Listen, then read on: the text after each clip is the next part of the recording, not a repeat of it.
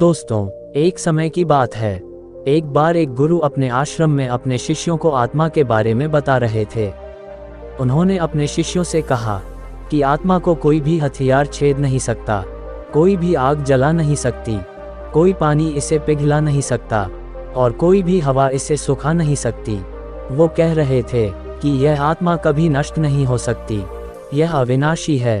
ये सुनकर एक शिष्य के मन में जिज्ञासा उत्पन्न हुई और उसने गुरुजी से सवाल पूछा कि यह कैसे संभव है। शिष्य ने पूछा कि यदि आत्मा का अस्तित्व है, यदि आत्मा अविनाशी है, तो वह इस नाशवान शरीर में कैसे रह सकती है और आखिर वह हमें दिखाई क्यों नहीं देती है। उसने गुरुजी से आगे पूछा कि क्या सच में कोई आत्मा है।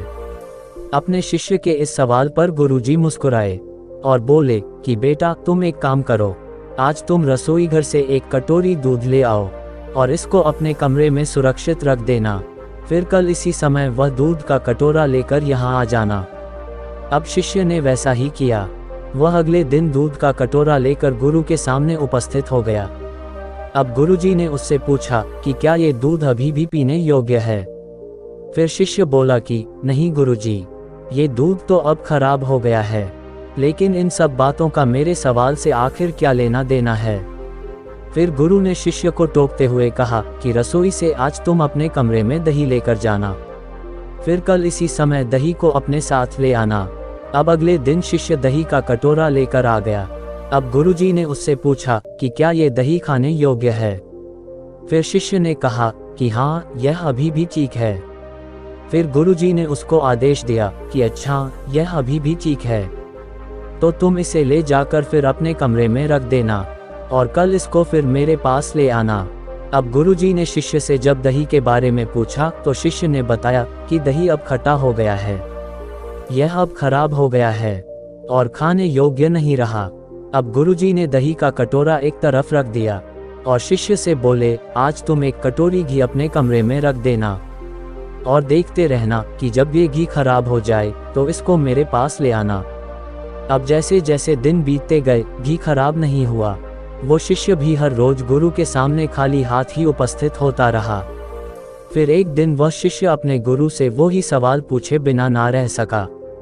उसने वही सवाल फिर से पूछा कि गुरुजी, मैंने कई दिन पहले आपसे एक प्रश्न पूछा था कि यदि आत्मा का अस्तित्व है और यदि आत्मा अविनाशी है, तो वह इस नष्ट हो सकने वाले शरीर में कैसे रह सकती है और यह आत्मा आखिर हमें दिखती क्यों नहीं।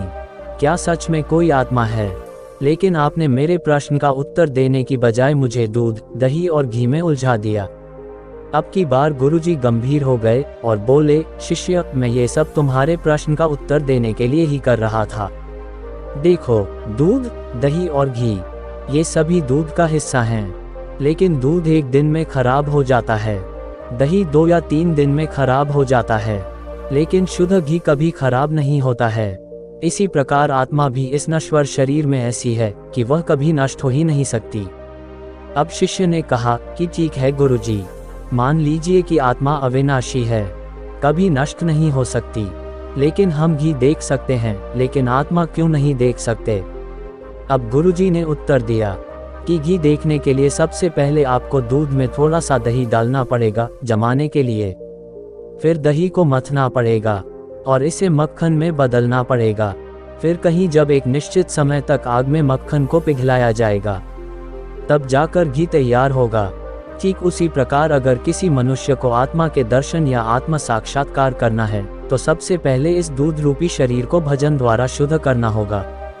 फिर इस शरीर को अपने कर्मों के मंथन से गरीबों और पीड़ितों की सेवा में मथना होगा।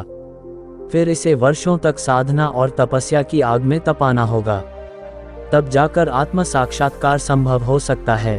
अब उस शिष्य को गुरुजी की सारी बातें समझ में आ गईं और उसकी जिज्ञासा भी शांत हो गई। फिर उसने अपने गुरु के पांव छुए और आत्म साक्षात्कार की राह पर चल पड़ा।